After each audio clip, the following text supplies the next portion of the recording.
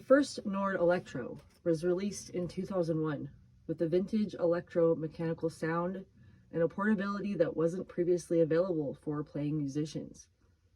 The model we are looking at today is the Nord Electro 5D semi-weighted waterfall 61.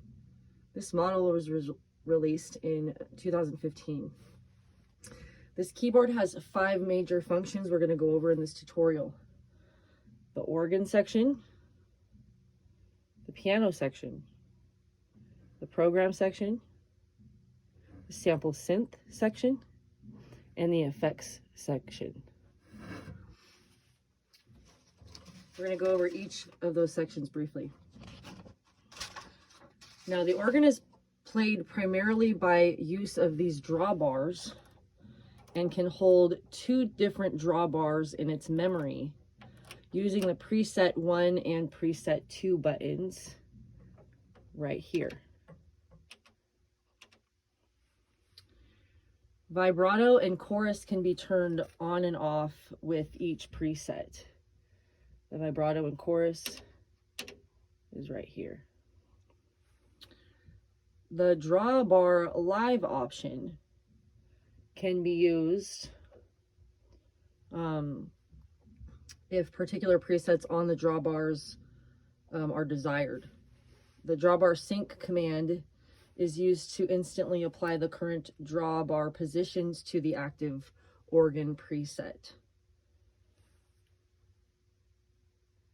The drawbar live is right here, and then the drawbar sync is right here.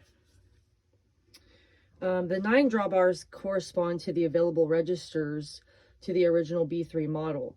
The pipe links are printed at the bottom of the drawbar section, and the 8-inch drawbar is referred to as the fundamental, or the root of the overtone series that forms the basis for the drawbar selections and the B3 sound. Vibrato chorus effects have 3 intensities, which is V1 through V3 and C1 through C3, which is shown right here. All right. There is more to speak of with the organ function, but for now we'll talk about the piano.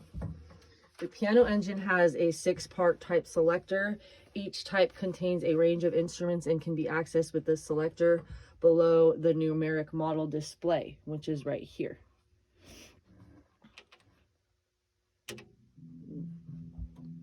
Now, let me see. The display will tell you the name of the current loaded sound. So right now it's on 5. The acoustics section gives the option for a long release, and a string res function adds a strings effect. So let's see. Right here we've got strings release. Nord Electro 5 can store up to 400 user programs within 8 banks, holding 50 programs each. KB split allows for the left and right side of the keyboard to essentially split into different functions. So the left side of the keyboard could be used to play organ, piano, or synth, and then this knob right here will determine where it splits, and there are 6 parts to that. The sample synth can hold up to 256 megabytes of samples. The dynamics button allows for 4 different models of velocity response. The filter, let's see, the filter,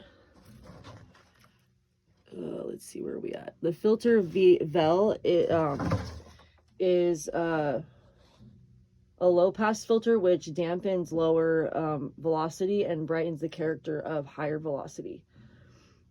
Attack, decay, sustain, and release. Those are the ability to basically control when the sound is going to be picked up, and then how long it's going to take for that sound to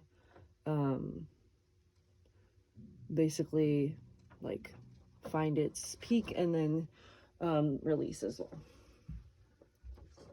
The effects section is divided into 2 parts with 4 different insert effects possible.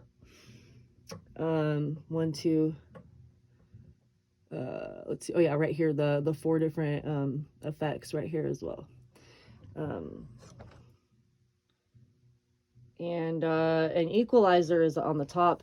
The low and high button will select which part of the keyboard is affected. So low or high.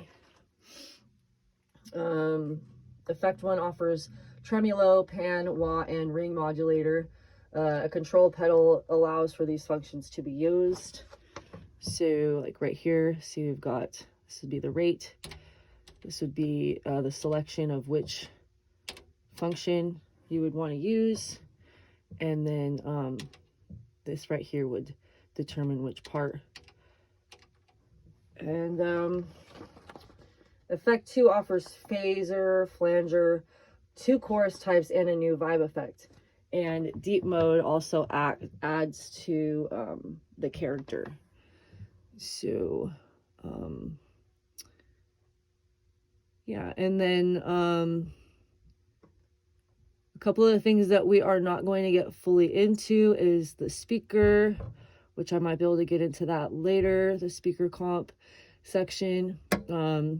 We know that on the equalizer, we can adjust the amount of bass, the frequency that we want to cut it off at, the gain, which would be basically, you know, the kind of the volume, so to speak.